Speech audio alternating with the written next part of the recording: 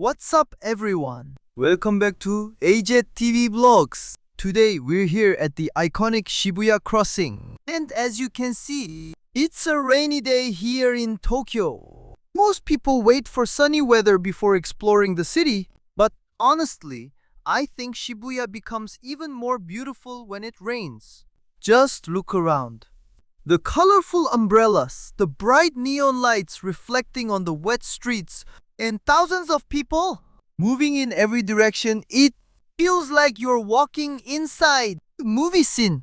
One thing I love about Tokyo is that rain doesn't stop the city. Kahit umuulan, tuloy pa rin ang buhay. People keep walking, trains keep running, and everyone goes about their day like it's completely normal.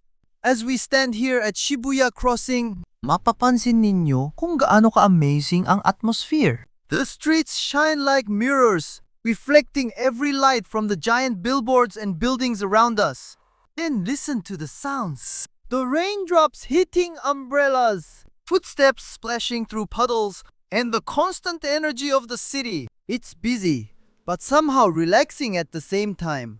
Alam ninyo, maraming tao ang gustong makita ang Shibuya kapag maaraw. But for me, this rainy weather gives the place a different kind of charm. It's more cinematic, more dramatic, and definitely more memorable. Every time the traffic light turns green, thousands of people cross from all directions. It's one of the busiest intersections in the world, yet everything remains organized. Nakakabilib talaga kung paano gumagalaw ang lahat ng maayos kahit sobrang daming tao. This is one of the reasons why visitors from all over the world come here. Not just because it's famous, but because it represents the energy and rhythm of Tokyo itself. Minsan kasi, the best travel experiences happen when things aren't perfect. A little rain, a cloudy sky, and unexpected moments often create the memories that stay with us the longest. So if you're planning to visit Tokyo someday and you see rain in the forecast, don't worry.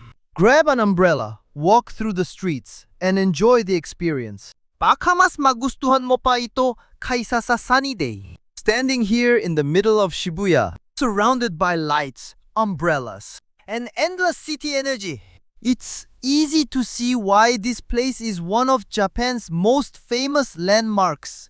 Maraming salamat sa pagsama ninyo sa akin today. If you enjoyed this rainy day adventure, don't forget to like, share, and subscribe to chatgpt vlogs for more amazing journeys around Japan. Until next time, keep exploring, stay positive, and enjoy every adventure, rain or shine. This is chatgpt vlogs, signing off from Shibuya, Tokyo. Mata ne!